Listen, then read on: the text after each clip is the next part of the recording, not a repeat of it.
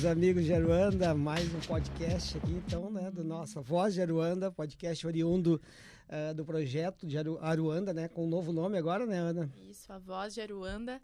Não, Resistência. Não, Aruanda, a Voz da Resistência. Que agora teve uma mudada e a gente ainda está se adaptando com esse nome que também é potente, É isso né? aí, estamos iniciando aqui o ano, né, com o segundo episódio hoje, com duas convidadas. Hoje, pela primeira vez, Sim. duas convidadas, né, que estamos trazendo.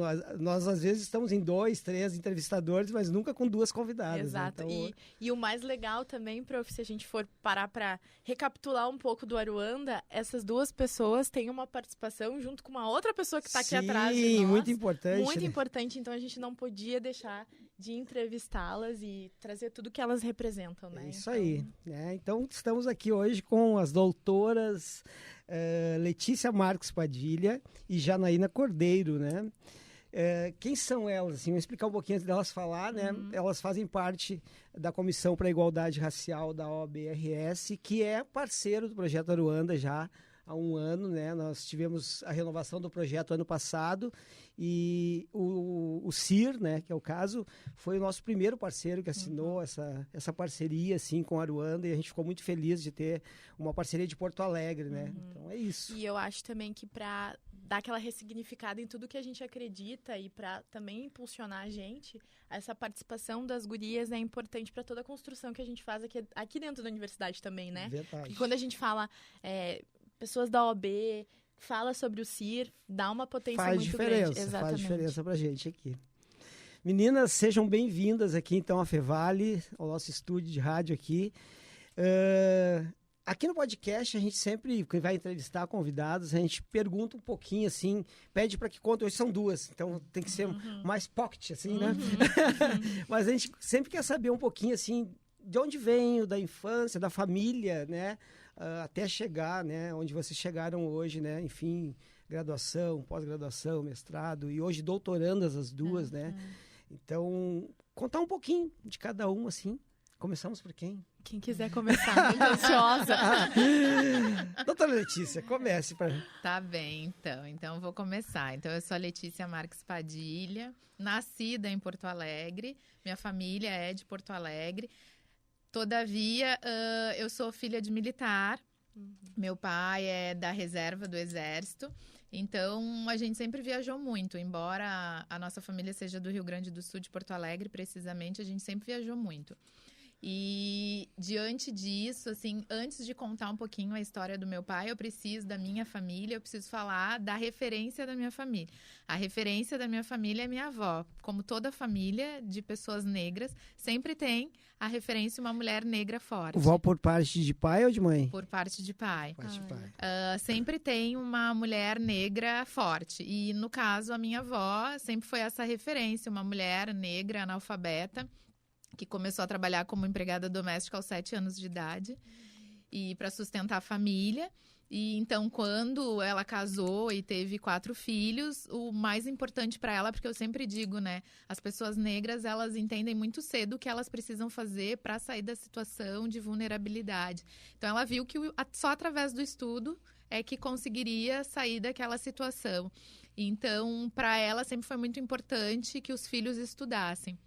E aí o meu pai sempre foi uma pessoa, é o filho mais velho, sempre foi uma pessoa muito inteligente e ele colocou na cabeça que ele queria entrar no colégio militar. E o meu avô era militar já, militar de carreira, tinha sido soldado, cabo, e ele vivia viajando, ele nunca estava em casa, assim. E ela não sabia ler e escrever e o meu pai queria se inscrever para o concurso. E ela foi lá no colégio para inscrever ele no concurso. E aí chegou lá e ele disse, Letícia, acho que foi a primeira vez que eu vi a tua avó chorando, pedindo para alguém preencher a ficha de inscrição para ela. E aí ela foi num cantinho lá e pediu e preencheu. Aí meu pai fez a prova, passou. E a partir daí ele fez concurso. Passou para o Exército Brasileiro, foi para o Rio de Janeiro, para a Academia Militar das Agulhas Negras. Então, a minha vida, tanto meu pai quanto a minha mãe, eu posso dizer que eu venho já de uma família que já conseguiu superar algumas barreiras. Muitas.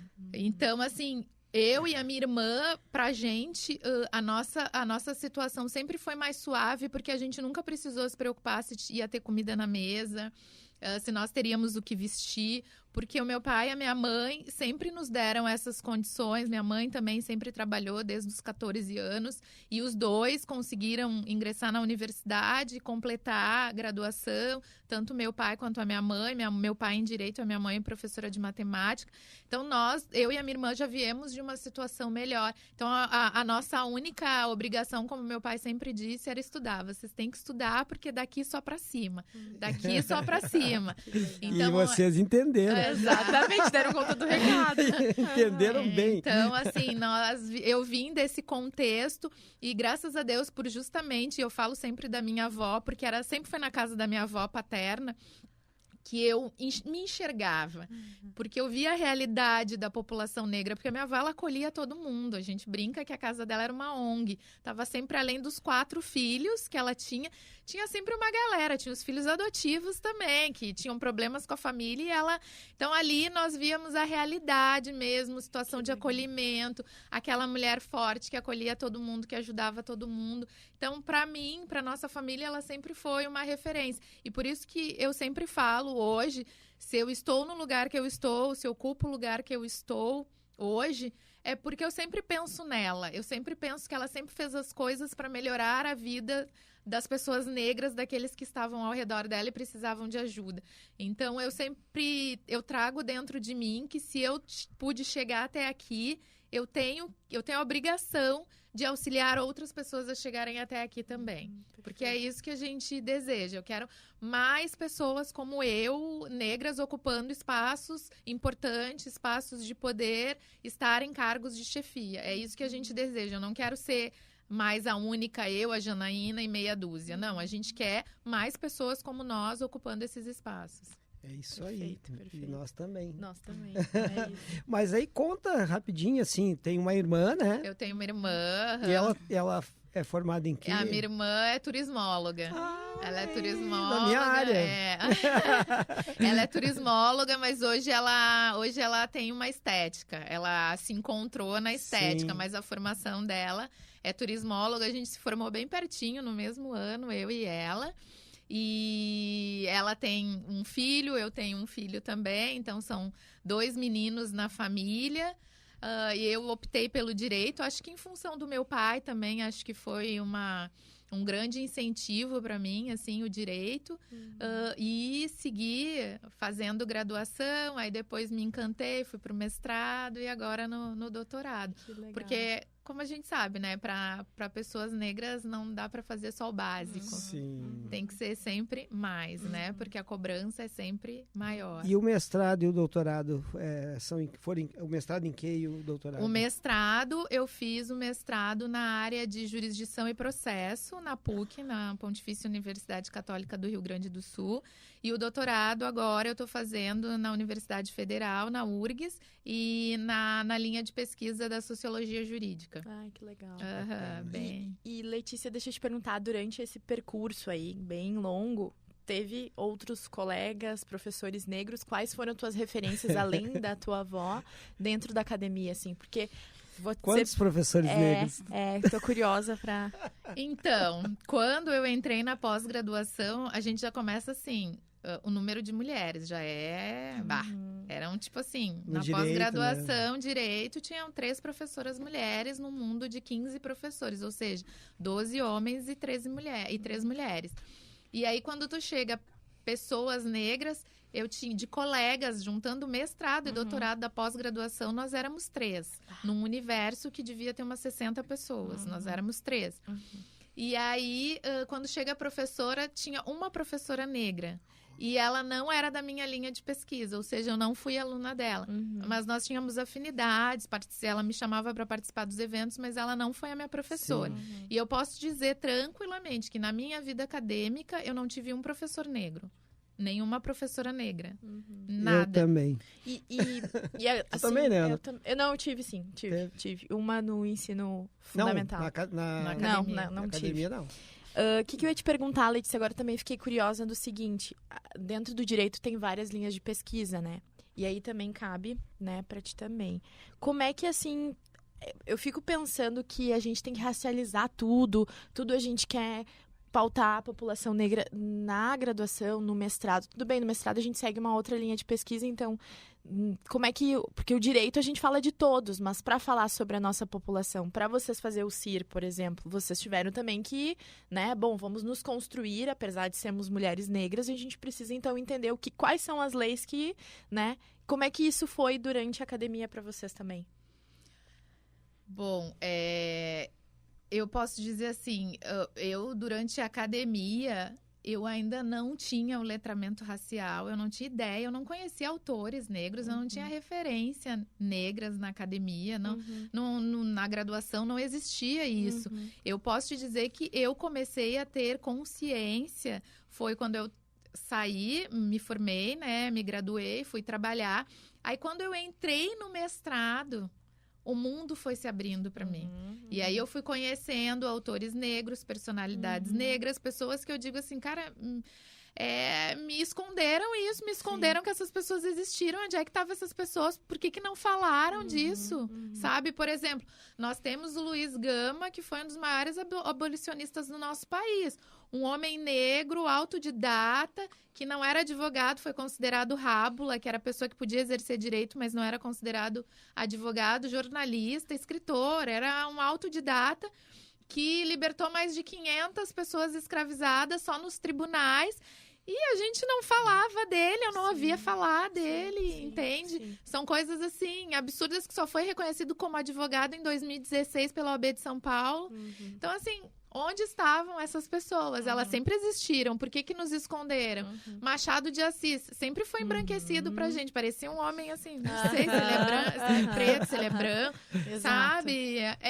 Esse tipo de coisa. Então, aí na academia, a partir do mestrado, aquele mundo foi se abrindo pra mim. E aí eu comecei a participar de comissões dentro da OAB, e aí comecei a ter maiores vivências e despertei muito para questão racial, mas se deixar eu falo muito, então deixa a vamos Janaína. conhecer a Janaína. Eu quero ouvir a Jana também. Não, mas deixa ela se apresentar. Por favor, deixa ela Jana. falar dela um pouquinho, da vida dela.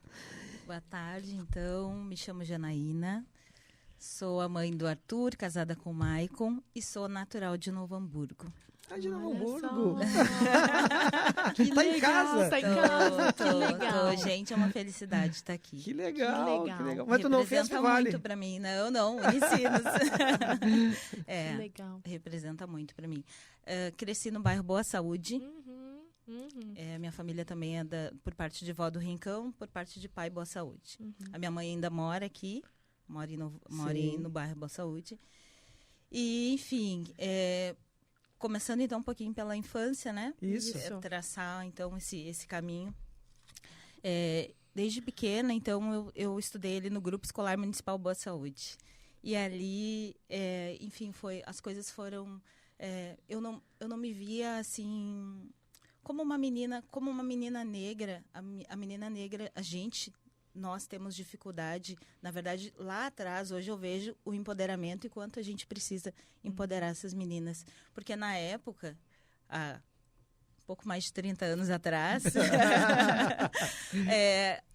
eu tinha dificuldade também de gostar do meu cabelo, não tinha assim, sabe? Tudo era mais difícil. Então eu pensava, na escola não era a menina mais popular, né? Enfim, às vezes ficava às vezes com receio, onde é que ia sentar, onde é que não ia sentar. Tinha poucas meninas negras. Exatamente.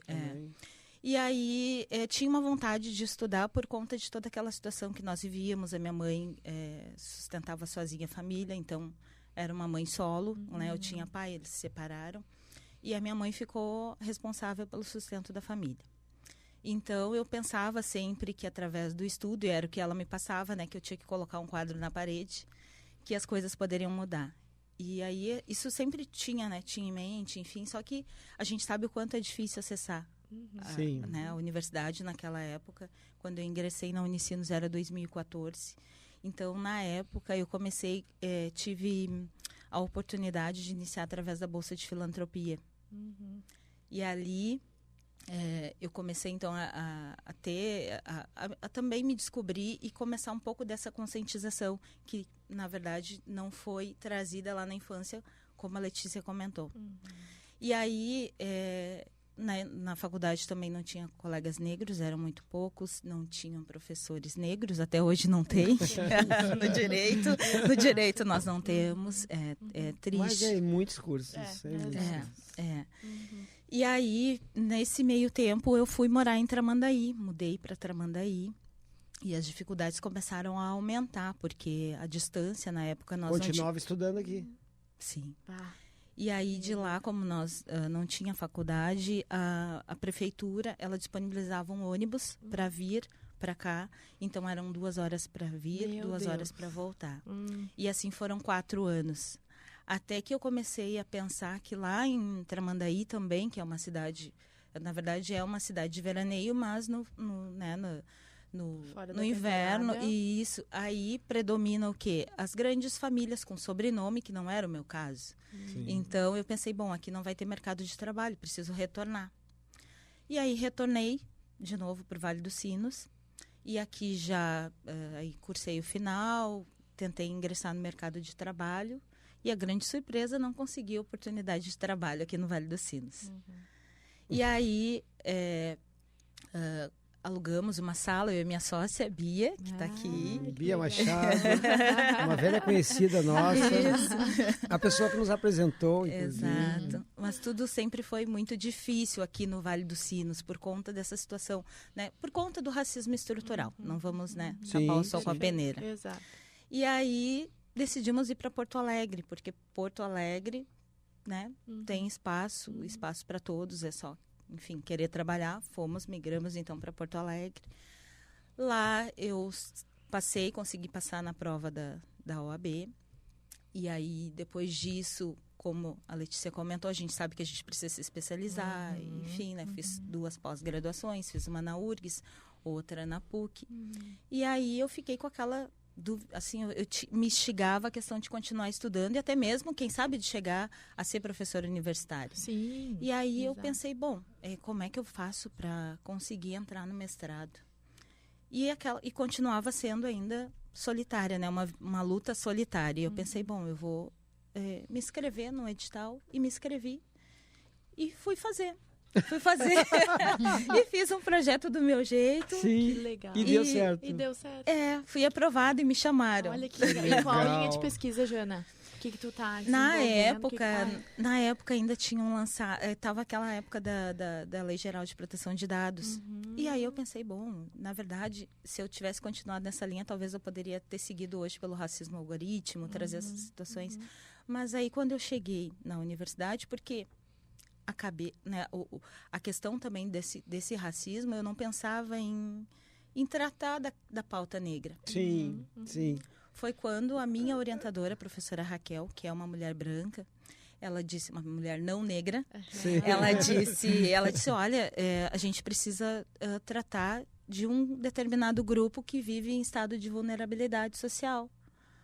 Olha, então ali eu, né, percebi, bom, tinha, né, vários povos, ou indígenas, o povo preto, pessoas idosas. E aí eu disse, não, eu vou tratar do meu povo, né? Eu vou falar, vamos pensar, vamos tentar pensar dentro da academia em trazer algumas respostas, né? E aí foi por onde nós traçamos, entrei aí no mercado de trabalho para tentar falar um pouco dessa desigualdade social que temos aí no mercado de trabalho. E aí segui, fiz o mestrado, agora iniciei também, já sou doutoranda agora, vou seguir nessa pesquisa. Onde tu está fazendo doutorado? No Unicinos, na Unicinos, Em quê?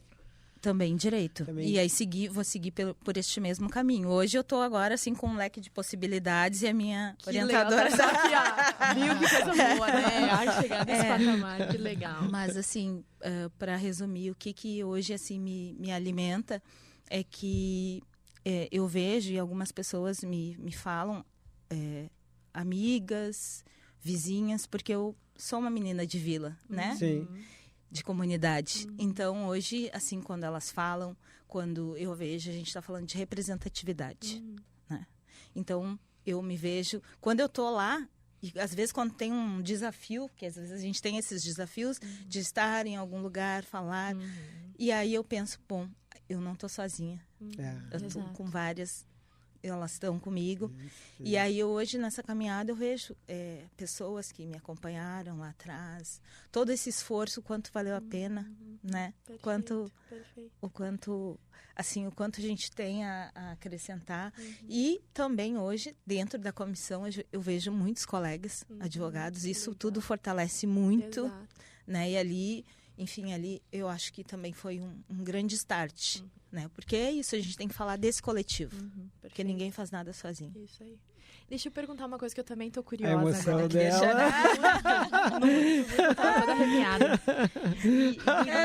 Sempre. Que coisa legal. É isso. E assim, sabe, Jana, só de pensar que esse podcast vai ser, esse episódio, né, vai ser inspiração para muitas nossas que estão aí pensando em fazer direito, pensando em, né, em seguir qualquer profissão, entrar numa academia e escutar o teu relato e lembrar que a gente nunca anda sozinha, né? Sempre tem os nossos também para nos empurrar, impulsionar.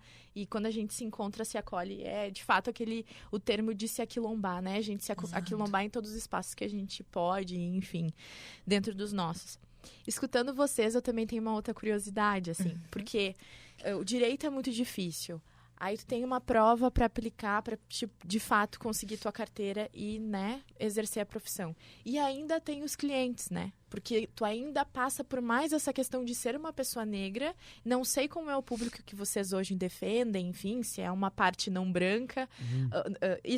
Se é uma parte não branca, pessoas negras, ou se são pessoas brancas também, como é que isso é pra você, sabe? Porque eu imagino que se eu fizesse direito, eu ia querer super que os meus clientes fossem pessoas negras, mas a gente sabe também que o acesso, às vezes, para um advogado, também financeiramente, às vezes, para essas pessoas é complicado, né? Eu falo pela minha família, porque eu já escutei vários relatos como esse, mas eu também queria escutar, assim, de vocês, sabe? O quanto isso para vocês também impacta. Porque eu, como, por exemplo, uma futura nutricionista, quero muito poder atender dos meus, mas talvez aonde eu estou para poder atendê-los, né? Que espaço que eu tô para poder atender a demanda dessas pessoas.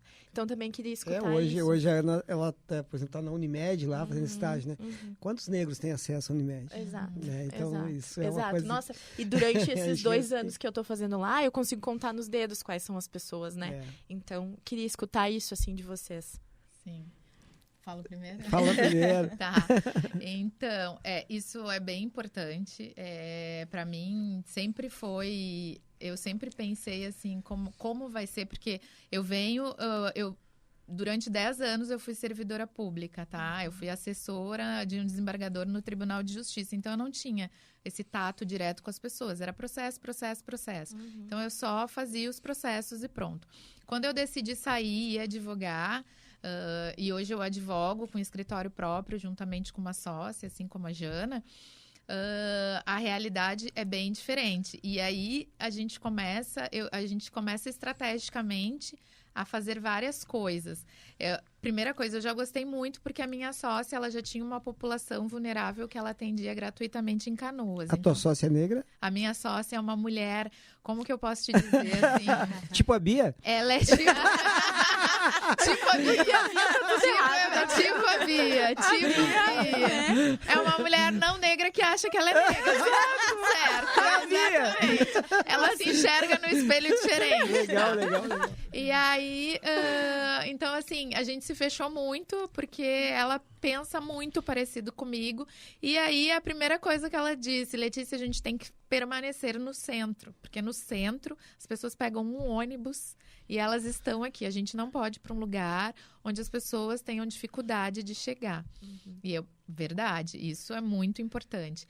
E então a gente sempre, ela me mostrou muito cedo o caminho de, Letícia, a gente vai ter os nossos clientes, que a gente vai poder cobrar os honorários, mas nós vamos ter clientes que nós vamos fazer a nossa defensoria pública do nosso escritório. E eu, beleza, vamos fazer assim.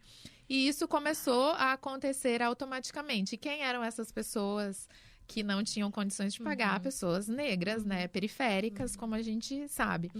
Então, assim, a gente tem, ainda hoje, a gente tem, a gente nota, quando as pessoas vão nos procurar, eu já sei, esse aqui eu vou ter que atender, vai ser meu percentual de defensoria pública, porque não tem condições. Mas, em compensação, eu tenho bastante clientes não negros, tenho muitos clientes não negros, Mas também eu fico muito feliz porque eu tenho clientes negros bem-sucedidos que acham muito importante black money. Sim. Circular. Isso é bacana. O dinheiro tem que Exato. circular entre... Perfeito. E tipo assim, são pessoas que foram e procuraram outras pessoas. Eu preciso de um advogado e tem que ser negro. Uhum. E aí, assim, vão chegando em mim. Chegam em mim e dizem, Letícia, eu cheguei em ti porque eu queria um advogado negro. E me passaram o teu nome, por isso eu cheguei em ti. Então, isso me deixa muito feliz. Isso é maravilhoso. Isso né? é muito bom, porque, tipo assim, minha mãe tinha um outro advogado lá, mas era não negro. Não dá, eu quero um advogado negro. E aí eu me sinto feliz. Eu digo, essa pessoa fala a mesma linguagem que eu, sabe? Como é bom a gente ouvir isso, sabe? E eu fico mais feliz, porque aí às vezes são pessoas de fora do Brasil. Olha, que vêm assim, legal. eu tô há muito tempo fora do Brasil, preciso resolver umas coisas aí, e tinha que ser uma advogada negra. Eu, que maravilha. Que legal. Me sinto tri-realizada, Que legal, sabe? que Me show. sinto muito realizada. Que show. Então, eu acho que isso é muito importante e a gente fica muito feliz quando a gente vê os nossos se dando bem, crescendo profissionalmente, tendo uma vida digna, uma vida boa, sabe? Falam a mesma linguagem que a gente, tem um letramento racial. Porque é muito triste quando a gente vê os nossos sem letramento racial, sem entenderem o que está acontecendo na verdade. E por isso que quando a Jana coloca aqui a importância de a gente estar em coletivo, de estarmos juntos, um pelos outros, é importante. E mais, assim, nós dentro da OAB, nós na última gestão, nós tivemos um espaço nunca tido antes, que é ter 30% do conselho de pessoas negras. Ou seja, de 143 pessoas, 31 são negros, sabe? Isso, quando é que a gente imaginou que isso ia acontecer? E aí a gente fala que é o nosso quilombo lá, o nosso aquilombamento. Aí falam, vocês sentam tudo junto. Eu digo, é óbvio. Aqui eu tô protegida, lá no meio, sei lá o que vai acontecer. Aqui eu tô entre os meus, eu sei que alguém vai me defender. Que legal, gente. Massa. E tu, Jana, qual a tua percepção sobre tudo isso? Eu não tenho muitos clientes negros. Eu, na grande maioria, são pessoas brancas. Eu atuo na área... Na verdade, a gente atua em todas as áreas sempre, né? Porque nós estamos preparadas para isso, mas tu tem que ter uma linha. E aí eu sigo na área empresarial. E na área empresarial, os empresários que eu tenho, que eu trabalho, na sua grande maioria são pessoas brancas. E... um episódio assim que eu gostaria de compartilhar é que tive algumas questões, 2 incidentes que aconteceram e falando assim claramente, eu preferi tirar minha foto do meu WhatsApp profissional, exato, porque muitas das vezes eu tive clientes inclusive da Serra, então quando tive a indicação, aí eu pensei, bom, a questão de ter digamos assim, uma imagem, ela vai de certo modo me proteger. Então, na oportunidade em que esse cliente veio até o escritório e quando eu abri a porta e ele me viu e disse, nossa, a doutora Janaína, além de ser mulher, é negra, né? Então, assim, é uma surpresa realmente para eles. E aí é isso, é conseguir mostrar a tua capacidade, porque aí a gente precisa, às vezes, trabalhar mais.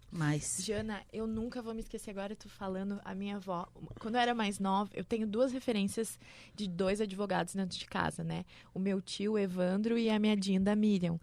E eu tinha despertado, né? Eu sempre fui muito justiceira, vamos fazer as coisas acontecer, sempre lutando pelos meus iguais. E aí eu falei, eu quero fazer direito. E aí minha avó disse que não, negativo. Porque o direito é muito sofrido e ela não queria que eu passasse por algumas coisas que poderia acontecer. E aí eu comecei a entender os motivos pelos quais. E agora, te escutar, a minha Dinda e o meu tio nunca falaram pra mim sobre algum acontecimento. Agora, ouvir isso de ti, eu fico pensando, gente, a gente tá Isso foi agora, recente? Foi, eu acho que o ano passado. Mas são coisas assim que acontecem porque a gente, como nós temos hoje, felizmente, mais colegas também no conselho que também advogam, são relatos e coisas, né, que nós sabemos, assim, no dia a dia, inclusive dia a dia de fórum. Gente, né? inacreditável. De nos pedirem a nossa identificação, exigirem, né? Então são várias situações. Mas sabe que isso não é uma surpresa, assim. Nós temos uma participante do nosso projeto, a Duda, E ela contou porque teve um episódio que a gente gravou com os nossos participantes aqui todos. E ela conta um relato que ela estava procurando trabalho, ela é de São Leopoldo, ela mandou 10 currículos para Novo Hamburgo, e 5 deles, por equívoco, ela não botou a foto. E ela foi chamada só nos 5, que não tinha foto. Né? Então, não é... tá certo e não colocar daqui a pouco, porque realmente, né, a gente tem essa questão, e isso é escancarado, né? E aí também tem essa questão, às vezes, também de não ser aceito. A questão também, às vezes, do assédio, porque é uma mulher negra e acham, né? Tem toda essa questão que a gente precisa também se proteger. Mas, meninas, a gente queria saber um pouquinho sobre a comissão. Eu, né, tenho muita curiosidade sobre a Comissão de Igualdade, né, racial.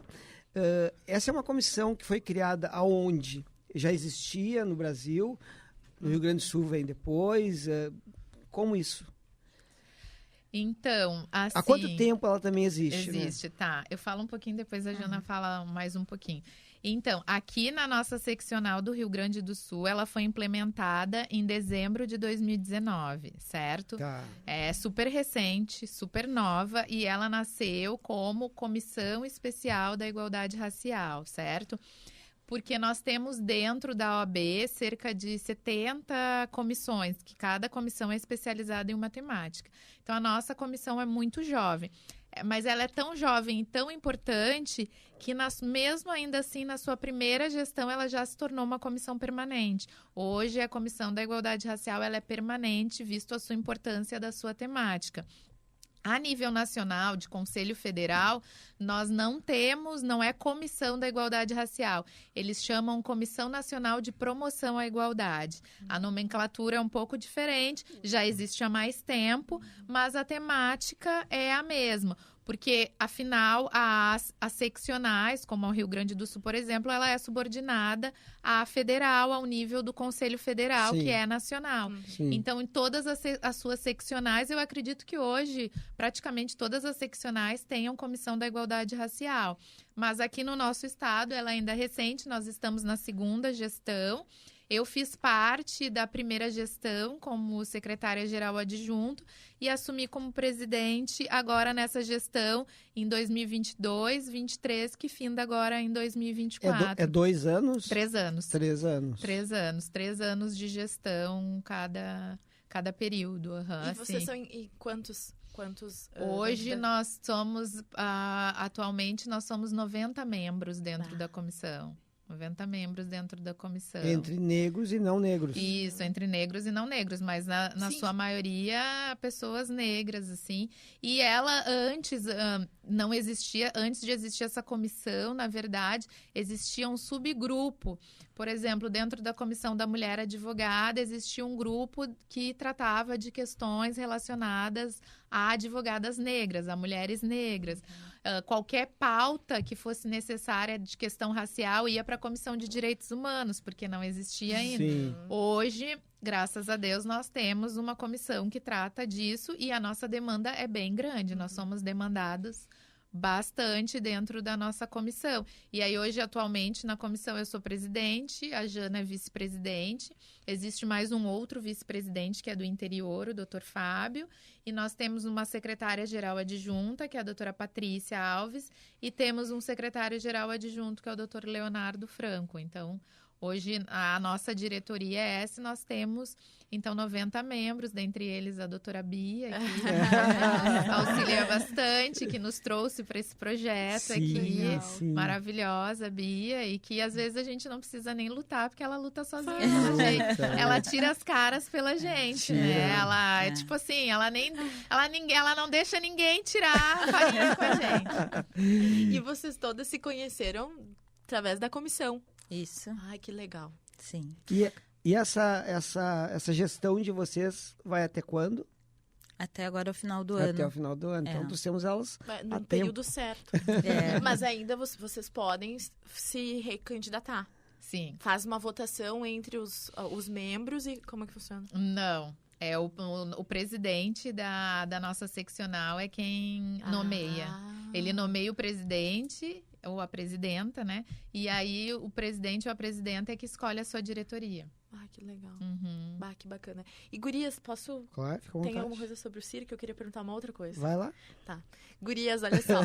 Pra gente, leigo, né? A gente tem o Silvio de Almeida como uma grande referência, né? Gostaria muito que vocês me trouxessem daqui a pouco referências negras ou também não negras, só para que daqui a pouco dentro do meu repertório eu possa estar inseridas de referências, né? Claro que em breve vocês serão as minhas referências com as suas teses e teses de doutorado que fala, então, Isso. pois então, pra gente poder ler, mas até pro público, assim, sabe? Para conseguir no Instagram, quero ter lá um conteúdo para ler um livro, porque eu acho que a gente precisa disso, sabe? As pessoas não têm referências grandes assim de advogados negros. Então, se vocês pudessem aí dar algumas sugestões, eu acho que é bem válida também. Bom, nós temos várias Dá umas sugestões, dicas né? aí, Jana, Vários temos nomes. várias. Começa tu, depois eu...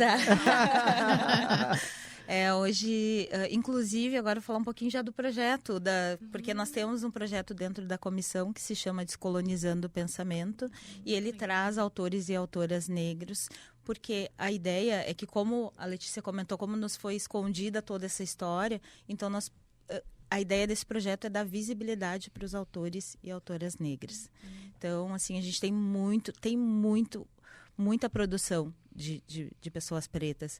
Enfim, tem Lélia Gonzalez, Grada Quilomba. Eu vou começar pelas mulheres. A Djamila, que todo mundo conhece. Sensacional. Sensacional. Vamos lá, de mulher mais. Tem a própria Vilma Piedade, que veio do Rio de Janeiro, que já participou do nosso Descolonizando. Quem mais de mulheres que eu me lembro? Aqui nós estamos falando das brasileiras, né? Porque tem as americanas também. Patrícia Hill Collins, Bell Hooks. Então tem outras maravilhosas, assim. Bom, a própria Angela Davis, maravilhosa. Nossa, são inúmeras. Eu sou muito apaixonada pela Grada Quilomba. Tem a Cida Bento aqui, que é maravilhosa. A Neuza, do Tornar-se Negro, né? Tem tantas, tem muitas. Isso de mulheres, né? Aí, tipo, o Silvio Almeida. E fora, mulheres, me lembrei. Moreira. A Cotirene. Não podíamos esquecer. Da Cotirene. Ela é Que sensacional, legal. exatamente.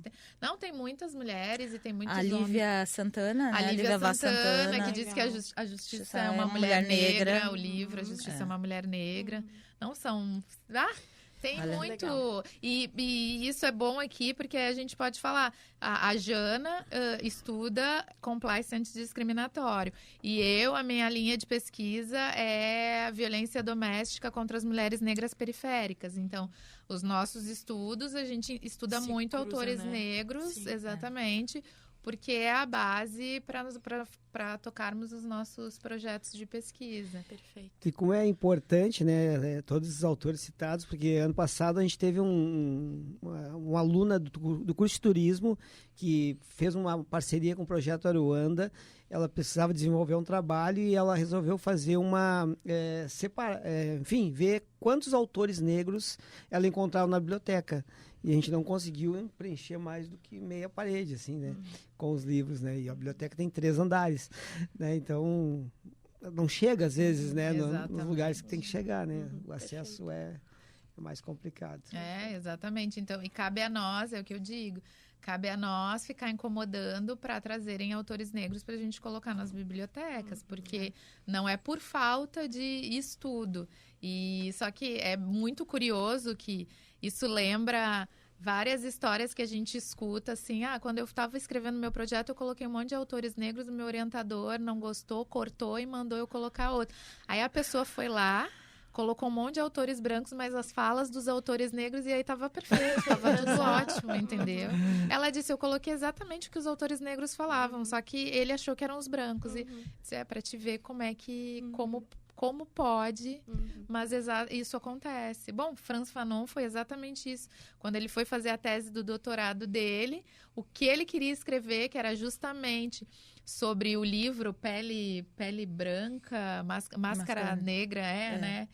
E aí, quando ele queria escrever, essa era a tese dele, mas o orientador dele não quis. Então, ele escreveu qualquer coisa, mas esse foi o grande trabalho dele, era sobre isso que ele queria escrever. Então, muitas vezes nos é tirada a oportunidade e muitas vezes por falta de conhecimento, porque a pessoa não quer se aprofundar. Não quer se aprofundar e estudar sobre o assunto, que é a mesma coisa que eu digo sobre a questão das cotas raciais. Olha, não foi nenhuma nem duas vezes que tiveram instituições que me ligaram como advogada, porque eu entrei com processos de questões para resguardar as vagas. Ah, mas como é que funciona? Ai, mas eu não estou entendendo. E eu digo, meu amigo, tu que tem que estudar, não sou eu que tenho que te explicar. Vocês é que tem que ler a lei e estudar. Eu não tenho obrigação nenhuma. Isso mostra que vocês não estão nem aí. Perfeito. Sim. Porque o jurídico de vocês é que tem que resolver isso. Eu fiz o meu trabalho, fui lá e coloquei o candidato. Agora vocês estão com medo porque vocês vão ter que colocar um monte junto, né? Mas é vocês que tem que estudar, não sou eu que tenho que explicar para vocês, né? Mas para vocês verem como para eles não é importante. Porque se fosse importante, estudavam. Perfeito. E eu queria fazer um complemento só aqui com a fala da nossa presidenta, porque a comissão ela é muito ativa, a Comissão da Igualdade Racial. Então, nós temos vários projetos, falar um pouquinho deles, já que falei do Descolonizando, falar assim, porque, enfim, a gente tem várias pessoas ali também engajadas em pensar, porque coisa para fazer tem, né? Tem muito. Então, assim, hoje a gente tem o projeto Igualdade Racial nas escolas, temos o Descolonizando o Pensamento, temos o Pílulas Literárias. Isso. E comunidade. Isso, o CIR vai à comunidade, que é a nossa coordenadora Bia, né? Que vai até as comunidades. A gente já foi com ela, já. Isso, Tem o Cir Cultural. O Cir Cultural. Tem o Samba da Advocacia, que a gente faz um samba lá na frente da OAB.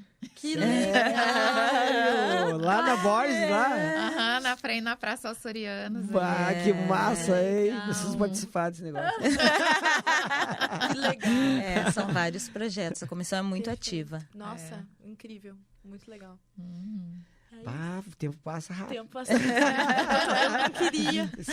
Sim. Meninas, a gente quer, assim, agradecer imensamente, assim, a presença de vocês aqui, porque além da potência que vocês são enquanto mulheres negras, essa parceria que vocês têm com a gente aqui tem nos ajudado demais, assim, o nosso projeto está ganhando cada vez mais espaço dentro da região de Novo Hamburgo e dentro da universidade também. A gente está sendo convidado para coisas que a gente não era convidado e isso está sendo muito bacana, assim, e vocês fazem parte disso, né? Vocês e outros parceiros que a gente tem aí. Então, a gente fica muito feliz de receber vocês aqui. São as nossas primeiras parceiras, né, que vêm aqui no projeto. E, enfim, Ana... E eu acho que, assim, complementando o que o prof está falando, trazer vocês que fazem parte de tudo isso é também, para mim e para o Prof. Ed, que estamos desde a gente pegou o projeto na pandemia, a gente teve que se reinventar, e aí teve muita gente, como vocês, confiando no projeto, entendendo a potência dele dentro de uma universidade que é particular e que nós somos o único projeto que fala sobre questões raciais, mas temos um parceiro também que tem um projeto aqui dos indígenas, que também é muito legal. Então, são esses dois projetos que fazem uma revolução muito diferente dentro da universidade. E a gente ter pessoas como vocês e como o CIR, que traz essa potência e nos deixa forte, acho que fortalece muito, né? Muito. Então, a gente fica muito emocionados, assim, de ter vocês aqui, de ter esse povo que tá atrás aqui da gente também, que eu sinto uma vibração muito boa, uma vibração ancestral, e de que nós estamos todos nos caminhos para conseguir nos aquilombar, né? Então, acho que, assim, só agradecer, foi incrível. Por mim, a gente ficava, né, conversando porque tinha muita coisa para falar. Acho que tem que ter um segundo episódio. Vamos pensar. Porque é incrível. Eu queria, pensar. né, a gente poder falar mais, mas, nossa, assim, só gratidão, agradecer de verdade. Último recado de vocês, assim. Vou começar eu. Bom, então eu preciso muito agradecer, professor Edmilson, Projeto Aruandas, meninas, vocês são maravilhosas e orgulho de ver vocês aqui no Vale dos Sinos fazendo a diferença, isso importa muito, é muito representativo. E, assim, para mim, eu só queria também empoderar as meninas pretas, dizer isso, reafirmar que a gente consegue, a gente pode. né? E elas também nunca vão estar sozinhas. Agora, recentemente, a gente teve uma exposição com quadros de 2 metros de altura com mulheres negras lá no saguão da OAB. Então, é fantástico hoje ver essas meninas tendo acesso também à informação, vendo hoje na TV mais atores, né, e atrizes pretas. Então, isso é muito importante. E hoje, olhando para trás, vendo que tudo vale a pena. E um dia, só para encerrar, eu tive... nessa caminhada também, às vezes a gente tem que se virar e trabalhar muito, e até mesmo antes de iniciar na faculdade, eu complementava a renda, trabalhava no Ministério Público e fazia faxina na casa de uma psicóloga. E aí hoje ela me acompanha, né, uma das pessoas que me acompanham, e ela disse assim: Jana, tu tá entre as 10 mulheres que eu mais admiro na vida. Daí eu disse, não entendo o porquê, e ela disse, sim, ver como é que foi, né, onde tu conseguiu chegar, vendo hoje quanto diferença tu faz, e pensar que lá atrás quando eu tive a ideia também, tipo, vou fazer esse vestibular, eles disseram, me deram uma redação, eu levei para casa, fiz, e eles disseram, tu copiou, alguém te ajudou? Eu falei, não, foi eu quem fez. E aí, dali por diante, estou aqui hoje, ao lado da minha presidenta, né, vendo outras mulheres negras dentro da OAB. Então, assim, é sensacional. Nossa, muito obrigada mesmo, de coração. Nós que agradecemos. Nossa, incrível. Letícia. Eu quero muito agradecer o convite de poder estar aqui com vocês, porque é muito importante quando a gente fala na questão da representatividade, de poder estar no espaço, de se ver representada. E como a Ana colocou, falaste que como o mundo do direito é difícil. Nada é fácil, a gente sabe que nada na vida é fácil, mas assim, a gente tem que parar de achar que é impossível alcançar, que o mundo acadêmico, um mestrado, um doutorado é muito difícil. É difícil, mas é possível.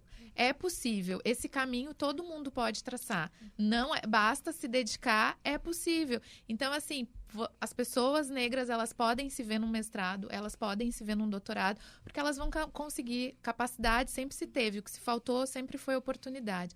Então, assim, traçar, vai que consegue, se dedica que consegue. A gente pode estar em todos esses espaços que a gente deseja e que a gente quer estar.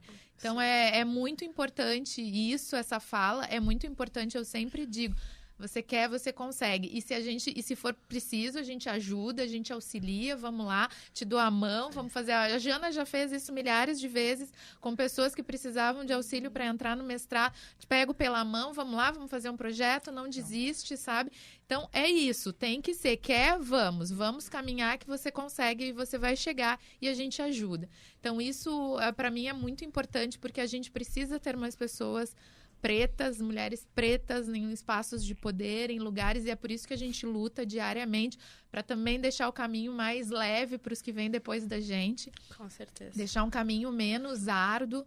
E para mim é muito importante ter ao meu lado, dentro da comissão, a Jana como minha vice, a Bia, porque realmente é um trabalho bem desgastante, a gente se desgasta muito, a gente escuta muitas coisas negativas, a gente escuta muita gente puxando para baixo, então é muito importante tu ter pessoas que te fortaleçam. E a Jana, a Bia, a Lúcia e todos os membros fazem muito bem esse papel, então eu agradeço imensamente o auxílio de todos. E é isso, enquanto nós pudermos andar em coletividade, o coletivo faz toda a diferença. Sozinho a gente não chega a lugar nenhum. Agora, em coletivo, a gente chega e chega muito bem. Então, muito obrigada. Que legal. Ai, demais. Gabi, eu vou ter que quebrar o protocolo hoje, antes da gente terminar o podcast. A gente falou 10 vezes dessa pessoa. Bia, por favor, verdade. Aqui, Bia. Aqui. Vem cá rápido aqui. Senta aqui. O horário. Pessoal, essa aqui é a Bia. A gente tanto falou, a pessoa que nos apresentou. Bia. E eu queria aproveitar esse momento, então, para agradecer a Bia aí por tudo aí. Só eu tenho a agradecer pela oportunidade de ter essas duas mulheres maravilhosas na minha vida, que me inspiram, me ensinam. Eu estou muito emocionada porque eu ouvi vocês. A Letícia está com a gente há menos tempo, eu estou com a Jana caminhando já há mais de 20 anos diariamente. Então, te ouvir falar me reporta para tudo que eu vi tu passar e ver tu crescer. E tô te aplaudindo também. Então, que a gente possa cada vez mais aplaudir mulheres e homens negros, que é o que o meu coração faz, é o que eu gosto de fazer, é onde eu gosto de estar. E só gratidão pela parceria. Até hoje vocês fizeram. É que eu sabia que o choro sempre dá ibope. Assim, gente, queria agradecer aí, então. E ficamos aqui por esse episódio maravilhoso. Então, até a próxima. Gente, tchau, valeu. Valeu. Ai, que legal.